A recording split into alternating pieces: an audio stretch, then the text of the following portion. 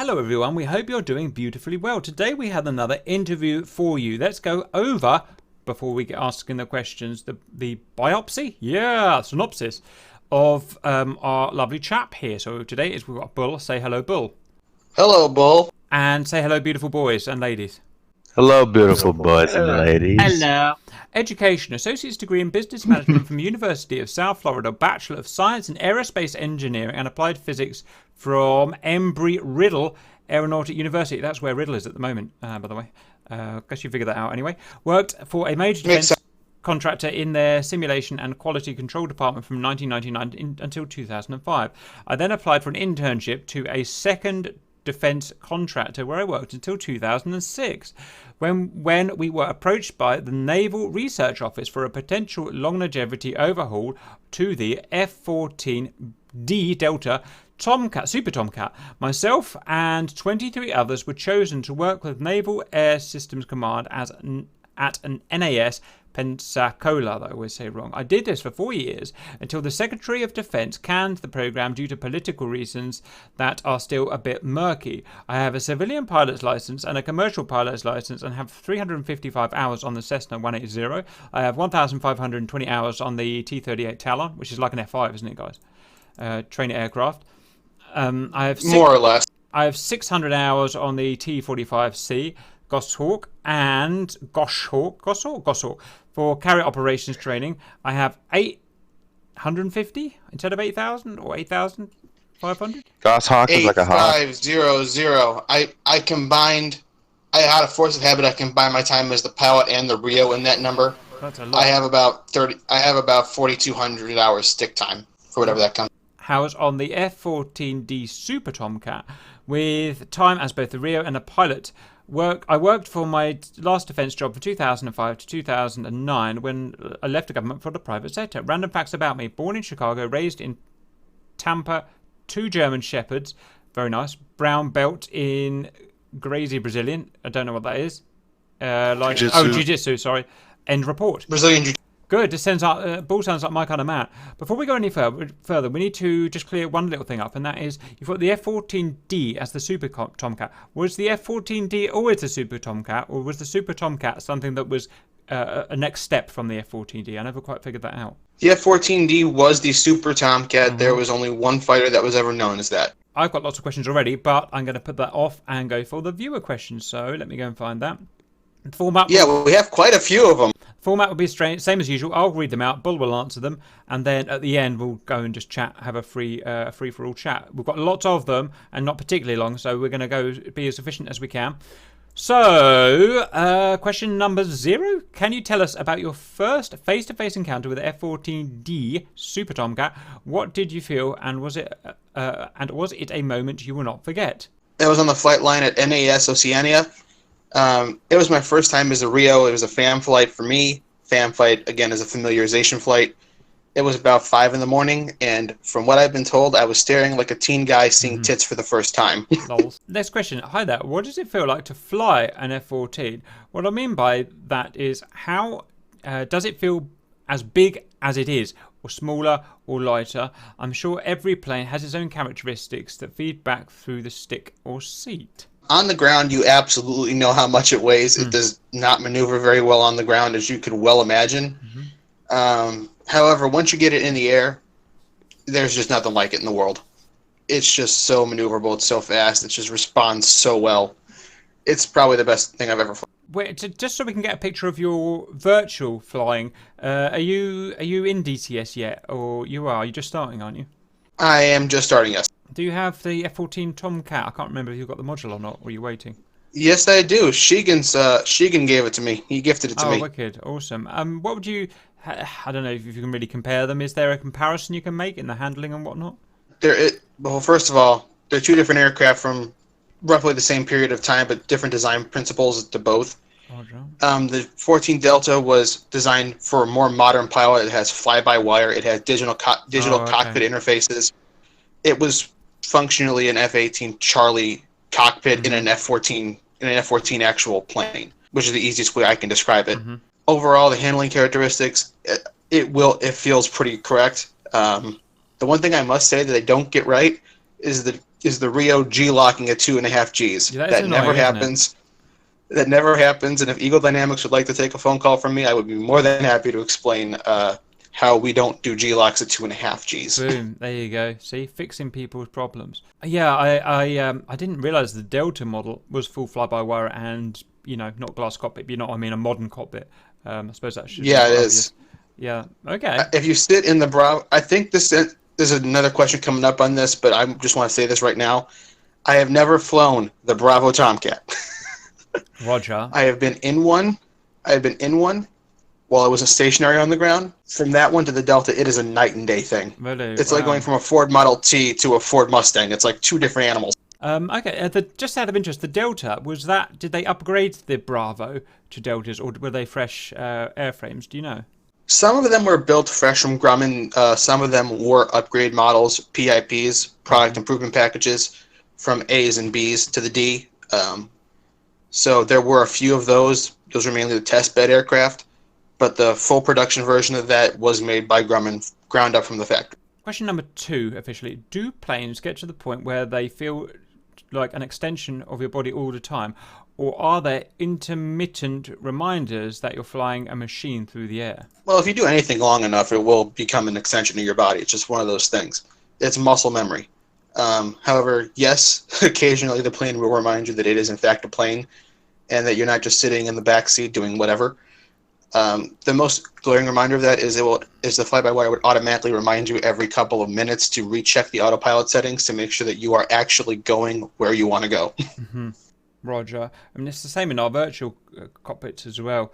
After a while, if you fly the same plane, yeah, I've noticed that. Yeah, if you fly the same plane a few tweaks in a row, by the end of it, you don't even notice that you're flying. But then you go and fly something else, and it's like, oh, everything feels so weird. And it's like going from the F-16 to the F-14. It's like It's a world of difference. As a test pilot, are you allowed to push the jet beyond the usual operational envelope? Brackets, fly faster, higher, tighter, and stress the plane more than the military pilots do. If so, does it mean that you can surprise a normal F-14 pilot with a 1v1 dogfight? That sounds like somebody asking if I could yaw spin the aircraft at any time I wanted. The answer is no. We absolutely had operational parameters that we had to maintain, state flight parameters. And if we went above that, we'd have to get clearance to do that. It would have to have been a pre-fragged thing. It had to be pre-briefed. So we had safety features in play already. So we couldn't just randomly do anything. Can I surprise a normal Tomcat pilot? This sounds like a Tomcat driver is asking me this question. Depends on the Tomcat driver, and it depends on how much fam time I have in the aircraft. Any quirks or unknown facts about the F-14D airframe or engines that you would like to share? Yeah, you've all seen Top Gun, and I think Cap and Art, and I don't know if it was RC or if it was JD did the video about the Carl Hultgreen incident, the yaw spin. Well, in the Delta Tomcat, the engine nacelles are actually angled slightly inboard from their intake over the older models to stave off a yaw spin by directing more of the thrust towards the center line of the aircraft. I had no idea. Did anyone know that? No, I just wouldn't. I could have watched them all day, and I would never have noticed that. Awesome. Which model started doing that? Delta. They did Delta only. Delta only, yes, sir. Oh, Delta wow. Airlines. We kick you off the plane, and then we make sure you don't yaw spin. That's freaking awesome. So the B doesn't. Okay, that's interesting. Okay. Roger. Okay, very good. No, the A and the B don't, but the A or B conversions, they were the ones who were the test beds, and they did the proof of concept for those. Does it fly the same way as older models, or is it different course of new avionics of fly-by-wire? You kind of answered that, but anything you want to add to that? This is going to be a repeat question, so I'm just going to answer it now, and if we can just skip through those, those repeat variations. I've only flown the Delta Tomcat, the F-14 Delta Super Tomcat. Yeah. I have no stick time in any other model. Roger. Okay, that's fair enough. Question number 7. Were the later F-14 models lighter or heavier than the earlier ones, and what have changed over the years on the airframe and the performance? I guarantee they're heavier, but please carry on. Cap, you would be actually correct. They're heavier by about roughly 4 tons due to more radar, different internal systems, and different engines. Roger. I've never known a plane anywhere ever to get lighter with the time. Did the power to weight go down? No, it actually went up by it was a marginal difference, but it actually went up a little bit. Before we go any further, I've just got some pictures that the stream can see of F-14. Yeah, right. So the pilot's got 2 MFDs. Jesus, that's a knackered cockpit. It's got 2 MFDs. A bit kind of ugly put together, but okay. It looks funny, huh? That's a warm cockpit. Hey, anything is better than doing it digital. That's what. Anything's better than doing it analog. Is all. Yeah, absolutely. Right, Was it a proper HUD, a modern HUD, like a Hornet type HUD? Yes, it was basically an F-18 Charlie HUD. There were some slight differences, but it was way more usable. There's no trying to figure out your gauges. There's no looking up into the mirror to see your wing sweep to figure it out. It tells you your speed. It tells you what your speed. There's so much decluttering. If you look at that cockpit, it's so decluttered, look, especially the front dash. That's the best part about it, honestly. The Rio, the Rio does look much more functional. The B Rio is so romantic though, with that old kind of oscilloscope type radar. It is. It's very cool. Okay. I mean, this might be a personal preference thing, but the F-14 Tomcat platform in general, I think, is probably the best looking naval airframe that has ever been. I may be slightly biased. I recognize. Yeah, it's really, really good looking. Everyone likes it. I've never found someone Was there a stick in the Rio's cockpit? Can't see. I'll see. Negative. There was never a stick in the Rio cockpit for the F-14. Right there. Is there? Or is that the front? That's the. Never mind. That's the radar. Yeah. If you can look on the sides of the cockpit, if you see the oh shit handles, that's the Rio. Roger. That is no shit handle right there. Roger. Very good. What's that thing up there, Bull, at the very top? I don't know if you can see my stream. It's like I don't know what it is, at the very top of the Rio. I cannot see your stream. I'm trying to multitask here. It's not working. We'll come back to it. That little box thing? It looks, I bet this is readout for flares or something like that. That's what it If somebody can like send it to me in like a PM on Discord, I could probably help with. It looks like it's mounted right behind where you had the handhold. Yeah, I bet that's it's mounted chaff and stuff. What was your policy on flat spin recovery? God forbid it ever happen. I've heard talk the procedure was to eject irrespective of altitude, but I find this hard to believe. Thank you. Oh, that's entirely a pilot dependent thing. If you feel that you and your skills cannot recover, punch out. No one's going to yell at you for that. Roger. Did you ever find yourself in any problems like that? In the simulator, yes. In real life, thank God, no. A good example of that was the 14 that got blown on the aircraft carrier, and they thought they were going over, so they punched out. The plane stayed on the deck, but they thought they were going over, so they punched. A lot of people lament the retirement of the Tomcat, me included, the end of Grumman's famous line of cat, but not many note that it literally marked the end of an era in the death of the US Navy Fighter Squadron, VFA, and while many may say it's just a name/designation, what do you think about this? I absolutely believe that is something of an exaggeration, because modern battlefields, modern enemies, we don't really need a long-range air arm anymore. We have standard ships have missiles now that can reach out to the same range that we could reach with the Tomcats. So I don't really believe that the VF versus VFA is a fight that needs to be had. If you could fly any jet out there, past or present, so literally dream team, which would you choose? I'm assuming this means besides the Super Tomcat. Yes, I guess, yeah. Probably a Spitfire. It just looks like a nice flyable aircraft. Good answer. Correct answer. I briefed him well. Yes. Okay. I got the answers in the pre-brief. Yes, right. As a F-14 test pilot, did you ever hear about Grumman's proposed... Cap stop. Send. This is the thing I told you about. Can't answer that. Roger. We're going to put a naughty tick by that. Next. What was your favourite and least favourite thing or experience on the Tomcat aircraft? My favorite was the newer radar for the Rio. Way easier. The MFDs, way easier, obviously. The biggest drawback was on the same hand that same technology made the cockpit a fucking furnace. Oh, really? That's interesting. But didn't you have aircon and environmental control to sort it? Well, you do, but then you're also at Angels 24, and the sun is being right down on you. Mm-hmm. So that plus the cockpit, it would just ended up being soupy. Roger, we've heard a lot of people we've interviewed saying that the one thing they notice is how hot it is. I don't see why it's so difficult to keep it cool in there, but obviously I'm being stupid. But Well, the two things again. It's first of all, it's basically a greenhouse effect inside the cockpit. Mm-hmm. The sun is coming right down on top of you. Mm-hmm. Excuse me. The second part is electronics. It's the same thing as how your computer overheats when you use it so much. Mm-hmm. Well, yes, these computers are designed to do a lot of things very fast, but at the same time, they're held in an enclosed space that's moving with air friction on it. So it will get hot eventually. It's almost like there's not enough AC to blast through the heat, huh?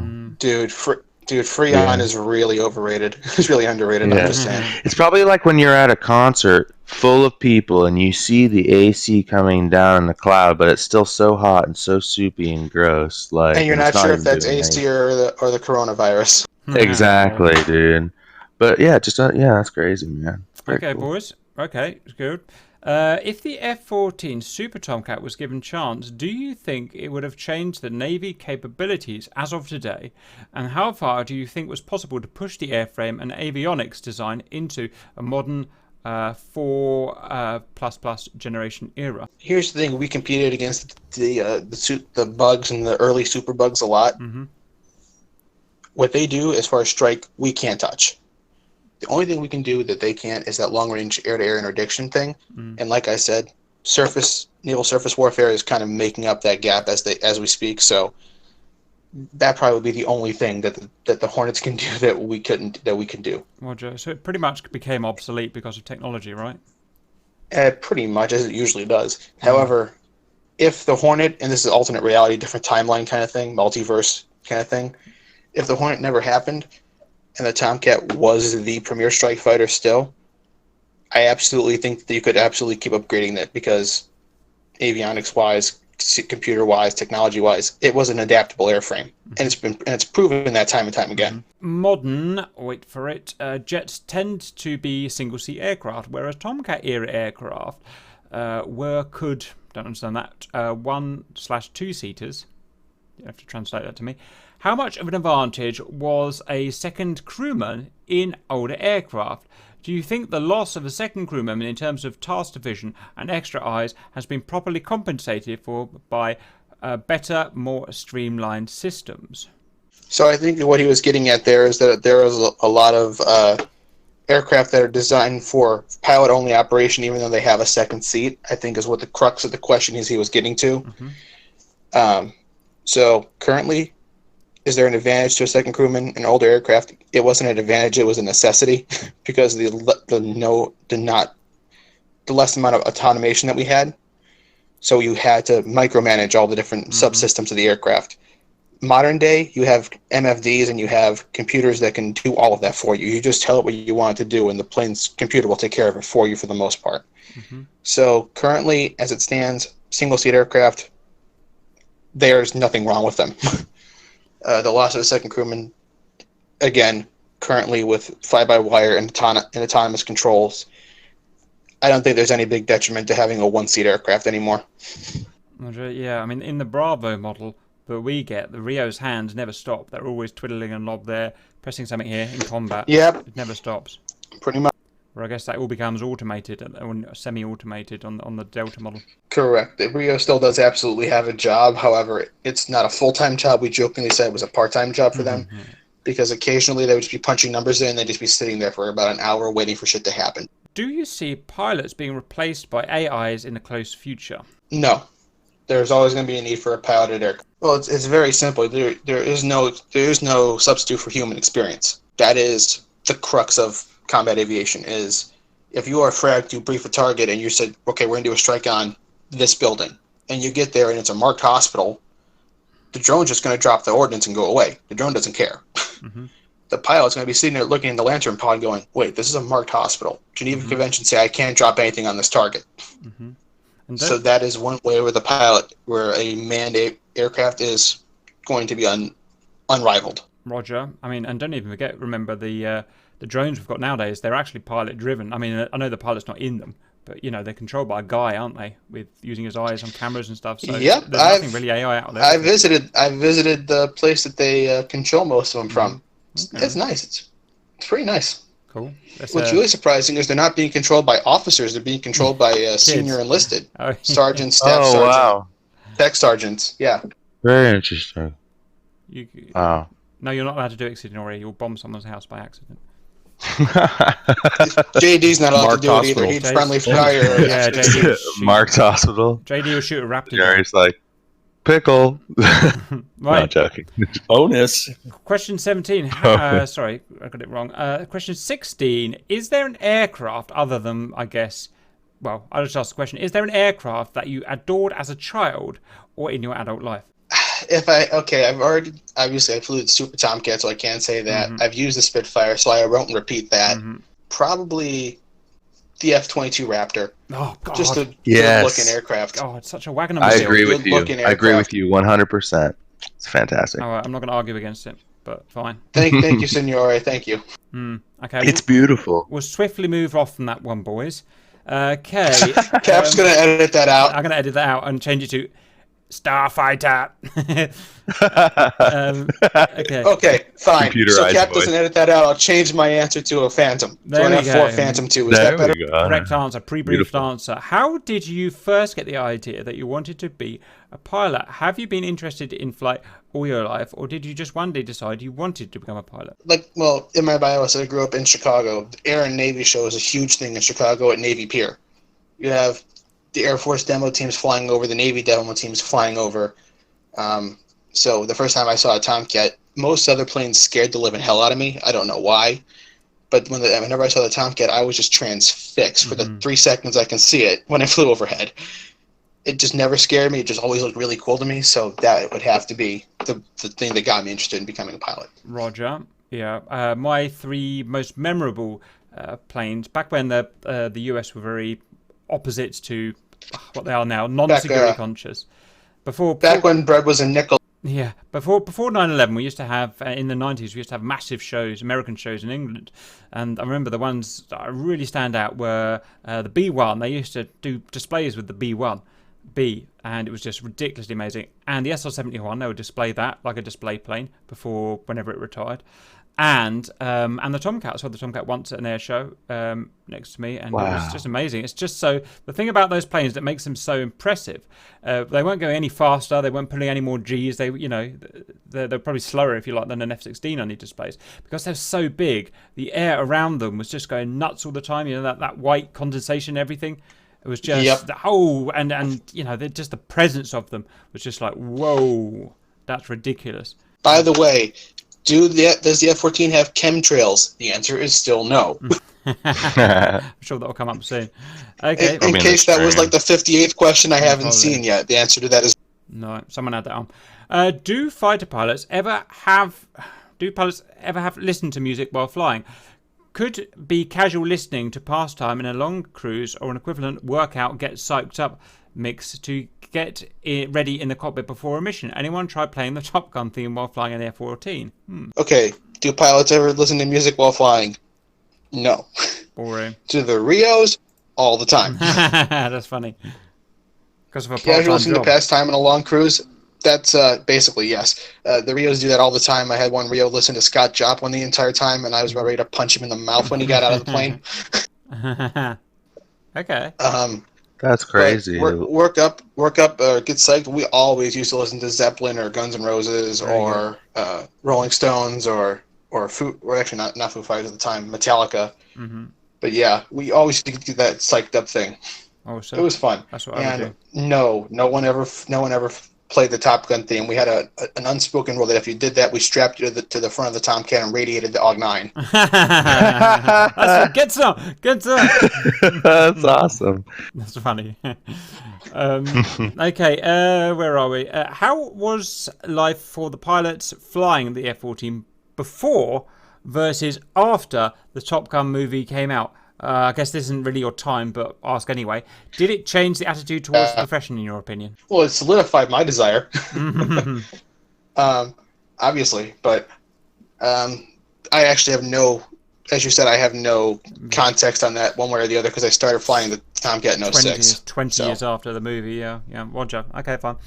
Is there a limit to how long a mission could ever be, assuming fuel food fatigue isn't a problem? So could it keep going if it kept air-to-air refueling? Technically speaking, yes. As long as the pilot wasn't, passing out the cockpit from starvation.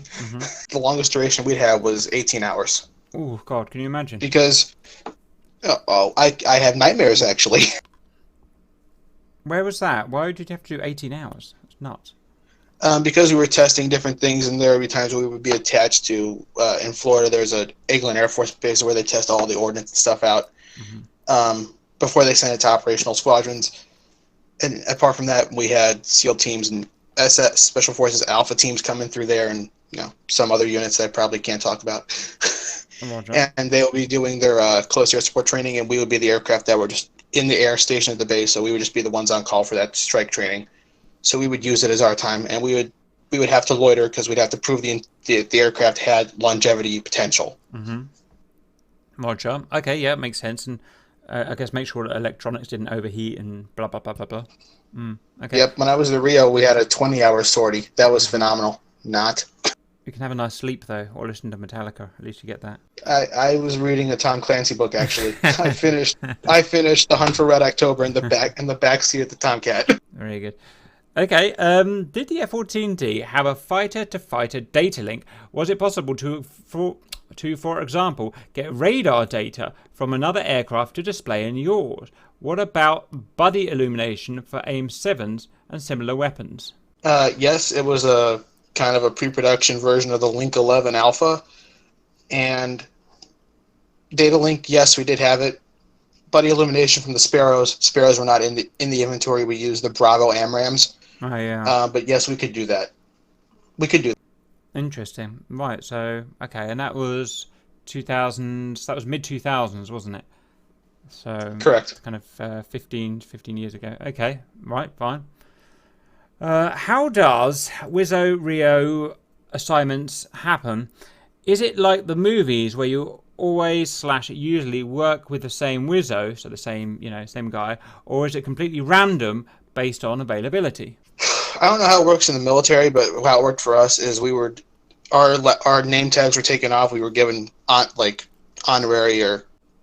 officer status, so we all got simulated O2. So they would take our name tags off, put them in a bingo spinner, like for bingo. So, and then the pilots just come up and start pulling name tags out, and whoever you got, you got.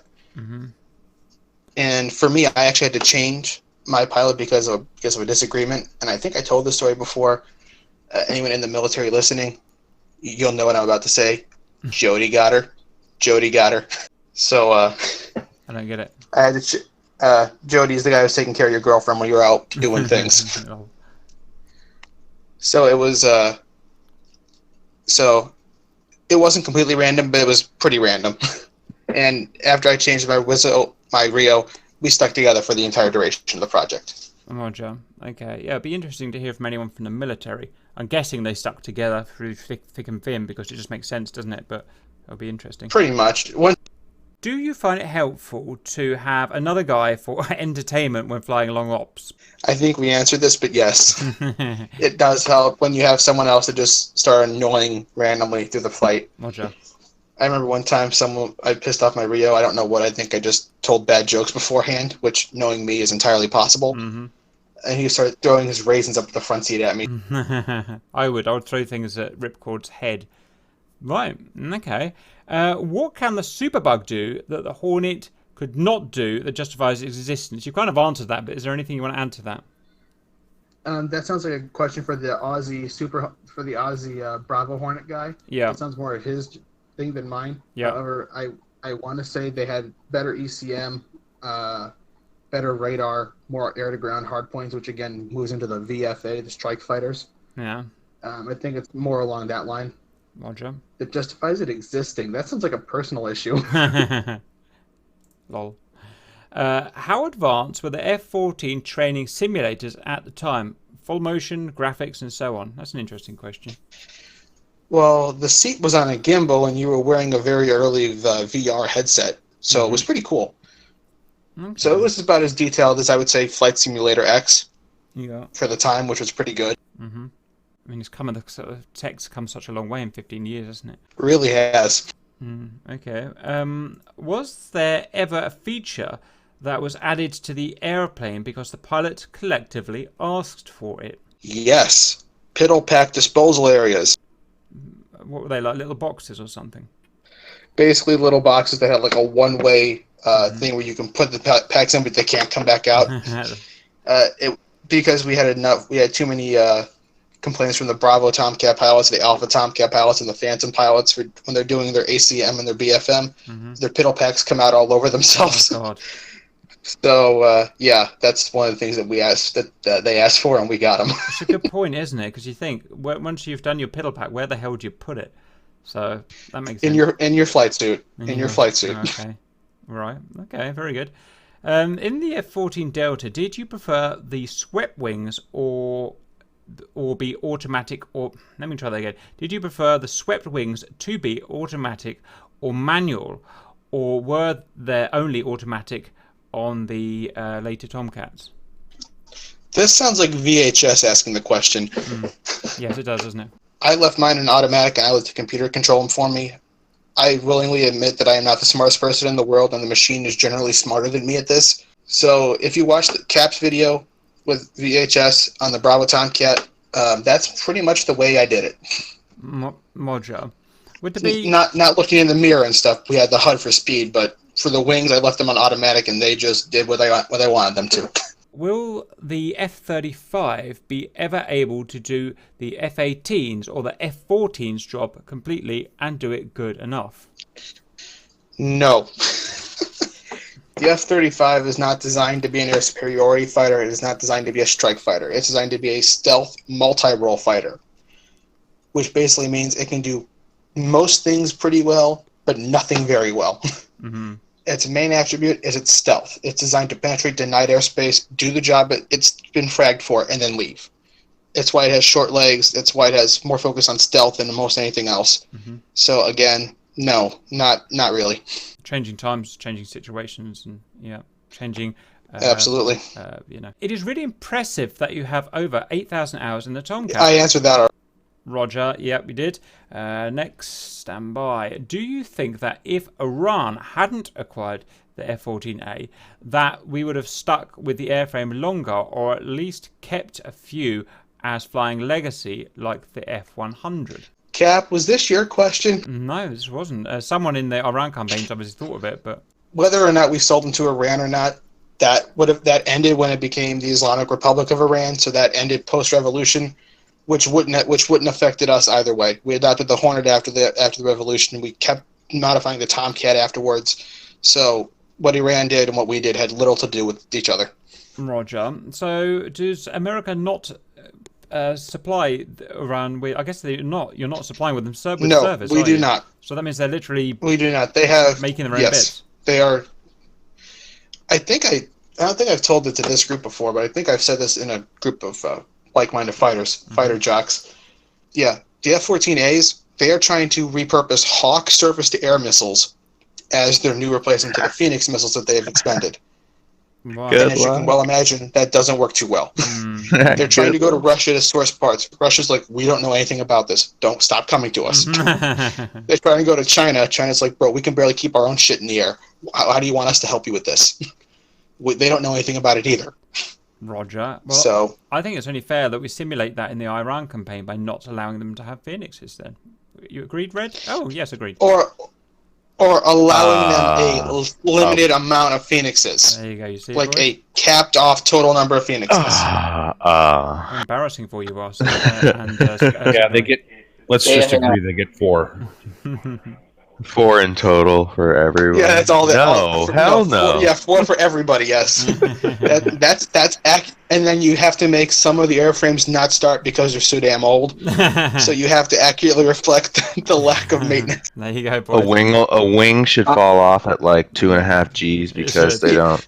You should have to fly with random failures on. Yeah. As the Blue Force commander, I'm happy for that to happen. Yes. So. He is, you said. No, I was just kidding when I was saying that. You can't do it. What? Oh, you were kidding? Okay, we weren't. Okay, boys, very good. Well, Let's punch on. Is manually changing the wing sweep going to trick an opponent into incorrectly estimating your airspeed as unusual dogfight tactic? I've no idea why you have credence to answer that, but feel free to answer it. I think this is one of those stupid things that someone probably saw in a movie. No. Wing sweep is not going to trick anybody. If they're doing the lag pursuit correctly, they're going to be able to stay behind you. Do you choose your own call sign, or does it given to you? I'm almost certain it's given to you, but is it different for you? I tried to have mine set as Moosecock again, but it just didn't happen. How did you? Something about I couldn't embarrass everybody else like that. What's the story? How did you get your call sign then? How does that work? Mine was Grok because we had a Ukrainian guy who was born in Ukraine, emigrated to America. He was one of the plane captains, the civilian plane captains. And, of course, Grok is Frogfoot. And I got that name because when we were doing the swimming qualifications, I stayed underwater for longer than anybody else. Lols. Okay. Frogfoot. I'm going to call you Frogfoot. Did you have any rituals before you climbed into the plane? Do so at your own risk. Did you have any rituals before you climbed into the plane? I always prayed. Again, I grew up Catholic. I always had that kind of religious background in me. We also, again, listened to music. I actually always hit the gym before I got in the plane because I didn't know if I would have time to hit the gym when we landed. So I would always work out before we got in the plane. Roger. Were there any female combat pilots during your or non-combat pilots? I think they mean during your time flying ops. Again, I was not a combat pilot, so that would be a question for somebody else. But we had a few female pilots and a few female ground crew attached to the project as specialists. So yes, we did have a few in our project. Roger, yeah. Okay, what is the true designated G limit for the Tomcat? I'm guessing we'll talk about the Delta version now. Being an older plane, we know that there's no software enforced limits like the F-16. So theoretically, she'll pull till she bends, but what is she designed to pull? It's difficult because I'm guessing your D did have limits, software limits. Is that right? Correct. Right, and do we know what they were rated for? Our do not exceed, our hard ceiling for Gs was 10.5. Wow, how about that? Because I can't think of any planes that is allowed to go anywhere near that. Yeah. Well, because again, we were doing speed tests with them, we were doing G-force pull tests with them to see how we could upgrade the longevity of the airframe. As it turns out, the airframes were perfectly fine. Because I've heard a lot of people say now that they could pull over 9G, or they were allowed to technically. Yep, that's true. I'm only here. They can pull. They can pull. Well, I mean, I heard stories of Top Gun instructors pulling their Alpha and Bravo Tomcats to 12 Gs. They G-lock their Rios, but. Besides politics, did the United States Navy walk away from the Tomcat mainly because of maintenance issues? I'd imagine the titanium wing box would allow the F-14 to operate for another 50 years or so. The Bravo and the Alpha Tomcat, that would have been an issue if they stopped it there. That would have been a maintenance problem because, again, older airframes. But the Delta Tomcat, relatively new, relatively few problems. If it not for politics, it would still be in service right now, probably. I'd put money on it. Yeah, Roger. It seems a bit like the kind of Navy F-15 in terms of kind of scale and size and what it can do. The joke was the F-15 came after the F-14 because the Air Force got jealous. When you were working on the upgrades for the F-14, what was on the list? What areas of the Tomcat were considered obsolete and vital to improve? I'm guessing that means from the B onwards, but... Fly-by-wire was a necessity. Every other plane in inventory was getting either upgraded or built from the ground up with a fly-by-wire. So we added that. Again, the AN/APG-71 radar, we added that as a new radar system that was needed to replace the AUG-9 because the AUG-9 overheated like no one's business. Additionally, it also allowed us to use AMRAAM, which gave us cross-compatibility with foreign forces and other U.S. forces that were using AMRAAMs. So if we had a shore-based Tomcats, ran out of Phoenixes, nobody else was really using Sparrows. So we had to be compatible with the AMRAAMs. Apart from that, MFDs were always very helpful. The easier that it is to see things, obviously the easier it is to fly the aircraft. Roger. Did you mention which AMRAAM model you were using? Was it the Bravo? Bravo, yes. We were using Bravos. how many catapult takeoff and arrestor landings have you flown? I assumed you're all in land all the time, but yeah, we try to land all the time. I just looked this up: 41 shots and 45 traps. Oh, so you were on carriers then? Right, I didn't realise you were on carriers.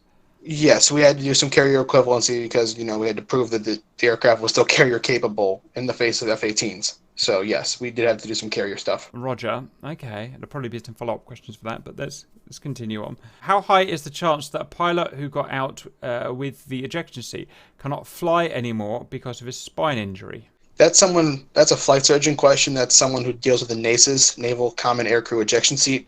That's something more for them than for me, but I have no idea.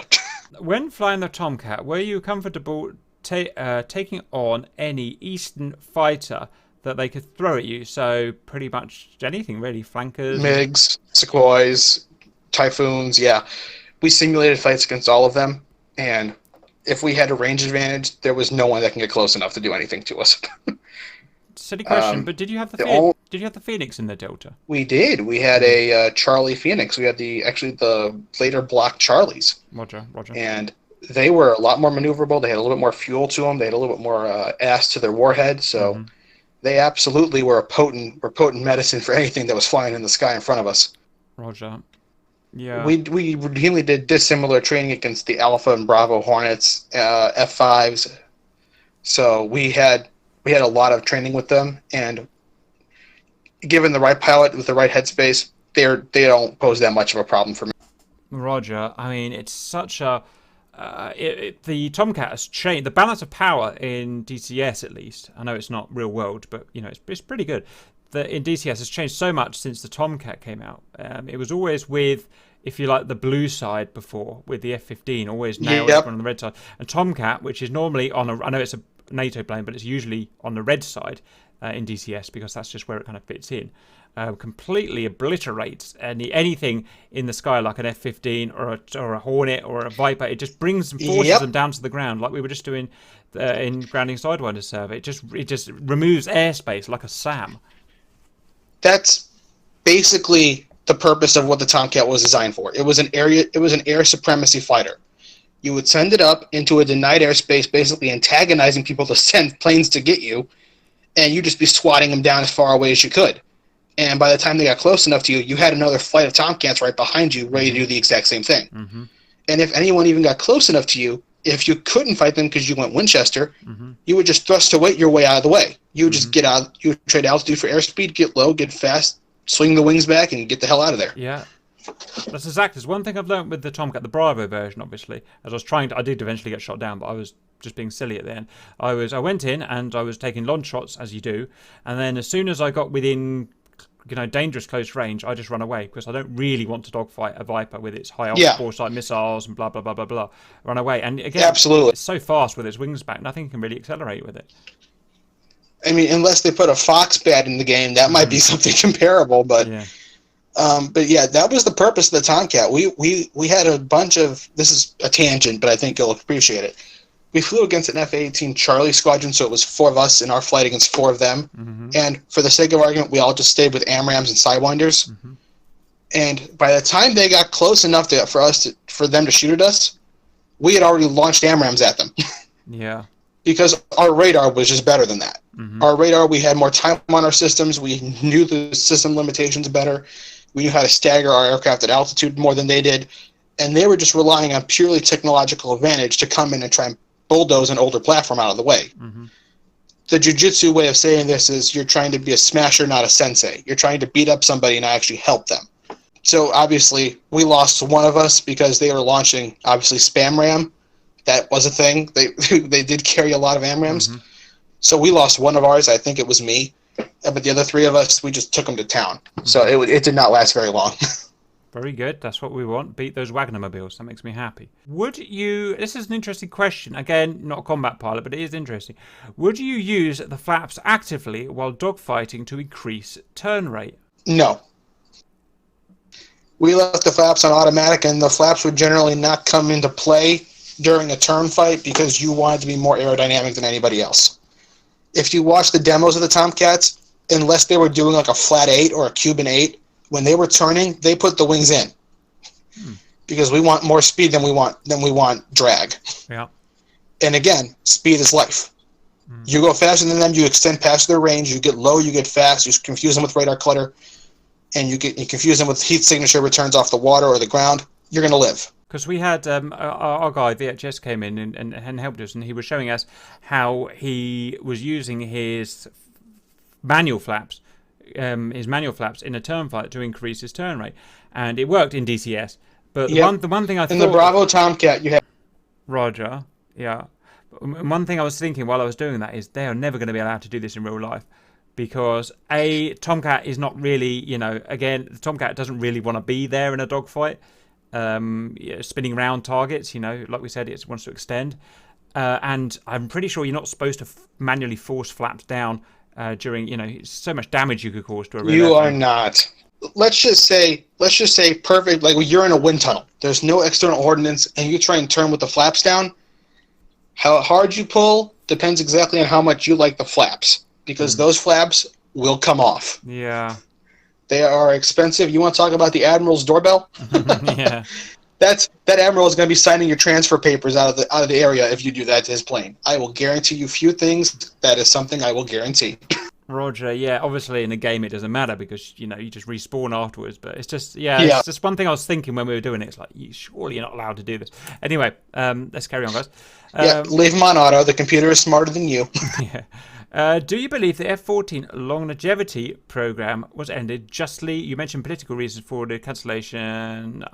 Pretty much what we've asked. Unless there's anything else you want to add to that. I think I'm going to add a little bit. I'm not going to get totally political. This is how it happened. I'm just going to say how it happened.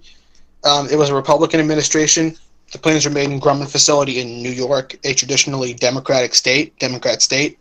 So the Republican administration snubbed the Democrat state, and in the end, the fighter program in the Navy, we ended up being the ones that got bent over for it. That's pretty much what happened. No, the program, in my opinion, was not justly ended. The program was judged correctly and fairly and justly based on merits. You would still have F-14s in the fleet right now. I'd put money on that. Can you describe any close encounters you had with Red Fighter? We're not combat pilots, so there won't be anything here, but we'll carry on. I.e., those moments where you were watching them on radar or HUD, just wanting them to make a move and allow you to engage. This could be either incidents, you have been part of, or ones you've heard of. Okay, I ask because I know of an F-16 pilot who watched a pair of KPAAF, whoever that is, MiG-20... Korean People's Army Air Force. It's North Korean Air Force. Roger, MiG-29s approaching the demilitarized zone, and he wanted them to cross the border just to tangle with them, but they turned back at the last minute. Any stories of friends or whatever? Yeah, that's an F-16 driver for you. No, I'm just poking fun. We had a bunch of them during our training exercises, and again in the simulator. Back in my first defense job, we would be flying those kind of sorties all day, simulated sorties against the Korean People's Air Force, People's Liberation Army Air Force, Russian Air Force, etc., etc., etc. And that was the worst part about it. You want to know what really extends missions? It's not air-to-air refueling. It's waiting for clearance to do things. Gotcha. It's waiting for them to come in and be within your ROEs to engage. Mm-hmm. And the ROEs today, I'm not going to get political, they're ridiculous. Like, it's just stupid. Right. As in complexity or... As in just silly. It's like, wait, so this guy's got me locked up on fire control radar. He's launching 2 missiles, but he's over this line of demarcation on the border, on the map, so I can't return fire? Are you silly? It's like that was one of the rules that they had for us in the Sims a lot of times. Mm-hmm. And interfacing with a Tomcat pilots that had war shot deployments and had actual stick time in combat zones, they said that's exactly how it was, and they were just as pissed as us. Interesting. This is interesting. This is something we're just experimenting with and bringing into DCS with our new kind of large campaign. Because usually, if you fly DCS, you take off, you see the baddies in front of you, and you go and fire missiles. Things you don't worry about are things like borders and demilitarized zones and no fire zones and even ROE. And so the new campaign we're doing at the moment is bringing that into the game. Yeah. Or being dragged in front of the Hague for war crimes because you crossed the wrong line of some border. God, who'd want to be a pilot? It's not like it is in the movies. I mean, I'm just I was watching Top Gun, and I'm going to hate on Top Gun for a minute here. Whoa. Is that okay? Yeah, okay. It was the ending scene, and they were about to take off. It was the last scene, the actual combat scene at the end. And I was looking at the board. It said Case 3 landing, Case 1, and like none of that actually makes fucking sense. It doesn't look like any ready room I've seen. So it just annoyed the hell out of me. I'm sorry. Carry on. Yeah, plenty of movies like that. Hi, sir. I've heard that the centerline pylons on the Tomcat, not actually centerline but between the intakes here, have less drag when carrying Phoenix missiles compared to wing root pylons. Is this true? And if it's okay to say this, what's the max speed of the Delta carrying air-to-air payload without drop tanks? No idea what it'll actually be, so maybe 4 times Phoenixes, 2 Sparrows and 2 Sidewinders under the wing root. Well, that's a complex one for you. It's actually not that bad for me. Sorry, because of how they are stacked between the intakes, they actually form their own aerodynamic curvature, and it becomes one with the aircraft. So it's not like it's the main body of the aircraft and just shit's randomly sticking off of the wings to cause parasite drag. They're tucked so tight underneath the belly of the aircraft, they don't really count as parasite drag because they don't impart that much. So yes, that is true. Again, please don't call me sir. I worked for a living. I worked for a living. Please don't call me sir. The max speed, that would be dependent again upon the performance envelope of the pilot and the aircraft. I was pretty okay pushing Mach 2 with my Delta Tomcat. Not that we were expressly allowed to do this, but times of combat, you do what you gotta do. Roger. Yeah. Okay. And the actual loadout that we would use would be 2 Charlie Phoenixes, 2 Bravo AMRAAMs, and 2 Mike Sidewinders. Roger. Just that interesting, because myself and RC have just filmed with the F-14B how in DCS if we can supercruise with ordnance on. Any idea if the F-14 Delta could supercruise? So what is that? Mil power, but supersonic, or could not? Any ideas? We did it frequently. I guess you have more powerful engines than R1. Yep. Okay. More powerful engines, again, more thrust directed to the center line of the aircraft, combining the thrust of both of those engines better. It's a few different things, but the answer in short is yes. If you have also flown the F-14B, which you haven't, is there any improvements to how the F-14D handles when compared with the F-14B, i.e. responsiveness, roll, climb rate, acceleration, and other things? I don't know if you've got anything you can think of. I'm just going to go off the in-game F-14B, which I have about 100 hours of stick time on. Between the Delta that I flew and the Bravo, it doesn't shake like it's entering near-Earth atmosphere. Oh God, it drives me nuts. So many complaints I've put. That is accurate, though. That is, for the record, very accurate for the Bravo. Oh, okay. Obviously, it has fly-by-wire, so that makes it a lot easier to fly for the Delta versus the Bravo. But responsiveness, climb rate, acceleration, that's all pretty much accurate from what I remember being told about. That all seems pretty accurate to me. What are your current views, opinions on the current state of 5th/6th generation fighter aircraft and how they compare to our current enemies, F-35, F-22, and F-A-18? Okay, how do I answer this question without ending up in Leavenworth? They compare pretty well. We have a number of we have more numbers, I think, than most anyone else.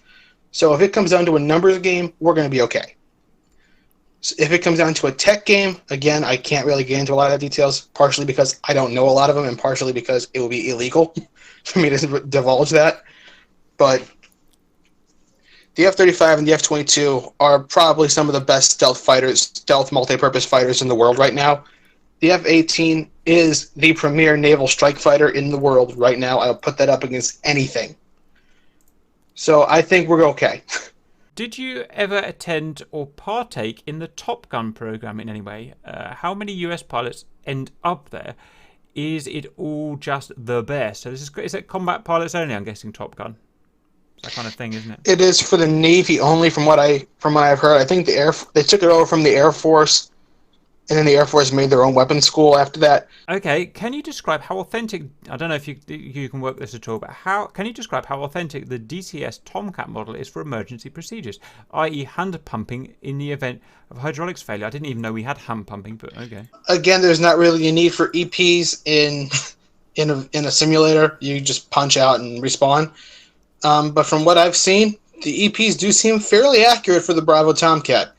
A lot of the troubleshooting was done for us in the Delta Tomcat by the Rio. That was pretty much what he was there for.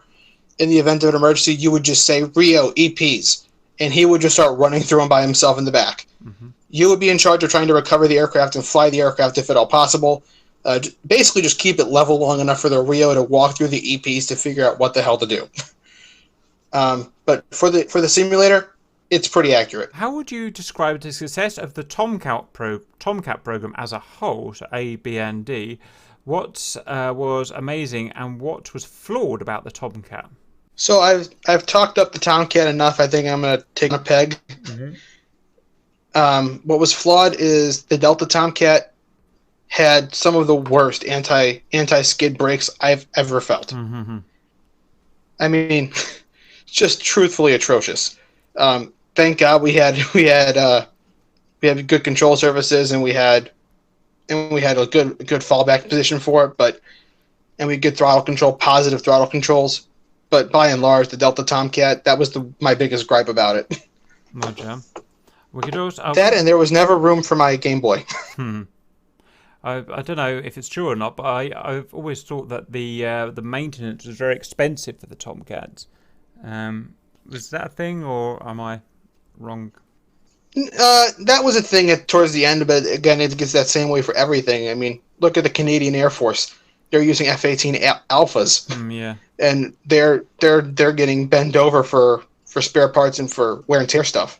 I mean, you get an old airframe, you try and push it to do things it's not really meant to do or beyond its scope, and you're going to be paying out of pocket for it. It's an open secret. Why couldn't you apply full burner on takeoff? I'm not sure if it's relevant to your Delta, but anything? When we were on the ground, it would be because of noise around the airfield. I think is the main thing that we couldn't do it, because you firewalled those engines, and boy, everybody within 2 states knew about it. Roger. On the carriers, you pretty much needed to do it on the Alpha and Bravo because the engines weren't powerful enough with mil power alone to get you airborne. In real life, I know in the game that it's iffy. But the Delta Tomcat, we didn't even need to use mil power to get airborne with the takeoffs. Roger. So we absolutely did not use full burner on the carriers. Roger. I was under the impression the Bravo and the Delta had the same engines. The testbed aircraft did, but the full production aircraft had different ones. Are you a NTPS grad? If so, what time frame? As a National Test Pilot School graduate, the answer is negatory. Because the first defense contractor, they had a bunch of former instructors from NTPS, and they gave us all our equivalency training there. So I am not an NTPS official grad. Have you published any articles on the SETP proceedings? If so, can you give titles? Can you give the titles? I don't know what that means. No, I have not published anything anywhere. Okay, we'll let that one lie. If you've tested anything with any earlier versions of the Tomcats, which you haven't, what would you say the glass cockpit makes compared to the older conventional? What differences would you say the glass cockpit makes? It turned it into the greenhouse effect in there is what it did. It makes the glass clarity was a lot better. It was easier to see. It was a lot easier to respond to threats because you can see them more clearly. But the negative side of that is it turned the cockpit into a furnace. Roger.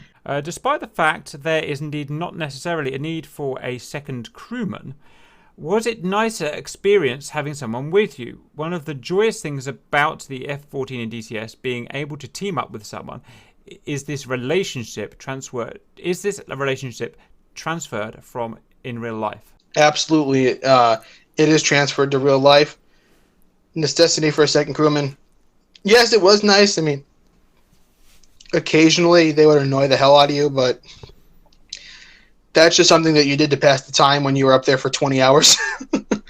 My Rio just recently passed away, so that was one of those things. Okay, I'll just, before I set the boys on you, just out of interest, what could the pilot in his MFD, what could he access radar stuff, see radar scope and stuff, or were you only allowed to see non-Rio stuff on your MFDs?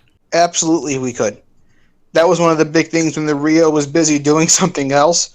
Like, let's say we were in a mix of ACM and BFM. We had aircraft closing on us, and we were trying to evade them, but we also had radar contacts way the hell out there. I would take over the long-range stuff and basically just tell him what I wanted him to do with the radar. Mm-hmm. So that's one of the things that we can do. The radar absolutely was useful in the front seat as well. That would be so. That would turn it into a mean machine, because it is very hard to drive when you can't see the radar. I find personally, and that's why I just turn off the control stick. It annoys me that I have to do that, but that's why I do it. Roger. I guess you can see it a bit in the in the thing, but you don't have like. Okay, fine. Right. I'm going to hand it over to the guys now. Do you want to start pummeling with any questions that you've got, guys? Yeah. Can you really rip the wings off that easy? Yes. I've seen it happen in a wind tunnel. Yes, wow. You absolutely can. The thing about the DCS, the one in DCS, it is so easy to over G. You can pull 20 Gs by accident and not even think you're pulling 20 Gs. Oh yeah, so that's absolutely yeah. You got to be really careful with that aeroplane. You really do. And VHS, I'm not sure if he's in the server or if he's listening to this, but when he says you have to fly it like a warbird, that's not wrong. It's just, it's all about feel, isn't it? The Alpha and Bravo's especially. Yeah, I guess. The Delta, you can fly by-wire. You can do it a little bit more modern flying in the sense. But the Bravo and the Alpha, you absolutely had to have your shit together. For the Delta, you can really pull that stick back then, and it's going to sort it out for you. But it does. It does. And it was so good. You could just pull as far aft on the stick as you want, and it just wouldn't let you over G it. It would max it out for you. It wouldn't max it. You would hear over G, maximum G, and then it would reel it back for you. So if you were kept pulling and like you were G-locked and pulling all the way back on the stick, or for whatever reason your body slimmed forward and you're pushing it forward, the fly-by-wire would recover it for you. May I ask, is there a future for remote-controlled fighter planes? I mean, not drones, fighter planes. Yes and no. The U.S. has been using our older F-16 Alphas as remote control target drones. They've reclassed them to QF-16, Quebec Foxtrot 16s. That's probably the only real thing I can see. Because apart from that, that would be more of a question for lawyers, because if you don't have a pilot in the aircraft and you're flying a marked combat aircraft, that could be a legal question. Okay, thanks. So they just converted an F-18 into a drone, into a pilotless aircraft. Yep. I think it was an F-18F? Yeah, I think so. Awesome, Bud. When are you going to come flying with us? What's your schedule? It's not a matter of my schedule. It's a matter of my computer is not up to handling the F-14. So I always end up having to lag out of the server or drop out of the server. So you do need, unfortunately, DCS nowadays, you need NASA-grade equipment. It's a pain in the butt. It really is. Was that Ghost? Did you have a question? No, just asking if we should help him with that. Yeah, I mean, it would be lovely to have him in a Tomcat. Okay, well, we'll sort it out afterwards, not on the stream anyway, but... yeah, it's not exactly a... yeah. I'm not going to give my address out to the world. No, exactly. No, that was just a rhetorical question. But I was just thinking about, how was your first experience when you had to catapult launch with that thing? Oh my god, that was like being on a rocket-powered roller coaster, bro. That was so fun. I was scared to death, but it was so fun at the same time. It was like as a kid, your first time going on a really big roller coaster with a really big ass drop. If you can remember that, it was like that, but with a rocket strapped to your ass. It was just fun. It was once I was so scared that I was like, it started to shake when they put the tension on. Then they released, and it was just, I was off the deck before I even knew what the hell happened. It was awesome. It was awesome. That first time is the bear. You have to like mentally get yourself ready for it. But every time after that, the worst part is traps. Oh god. The worst part about it is a trap. That is just a mathematician's game, and that's why I always usually did the auto landing thing. Did you use the ACLS or whatever the equivalent was on your system? ACLS. It was the ACLS. Yep. We kept that in the Delta because they knew they had some idiot like me who was going to end up flying the thing at some point. Yeah, that's an amazing system. I've always been amazed by anything that can. Nice. that can land you on a pitching and rolling deck is that's really interesting, because that's the maximum of human skill required to do that. So imagine you can get a machine to do it. I mean, besides docking the space shuttle and neurosurgery, I think it is up there. Yeah. I mean, think about this. Your landing zone is 180 feet, and the whole deck you have is a quarter mile long. I mean, that's... And you have to put an aircraft down on that's 100 feet long. Yeah, even on a game, it's bloody scary enough, to be honest. Wouldn't want to do that for a living. Yep. Those. Oh, I'm glad I only did 40 of them. Roger. I needed to change my skivvies after each one of them. I'm not gonna. Cool. Okay. Would you actually be able to land in an hurricane with? No. No. No. That is not. That is a DCS that only. is an emergency divert. DCS only.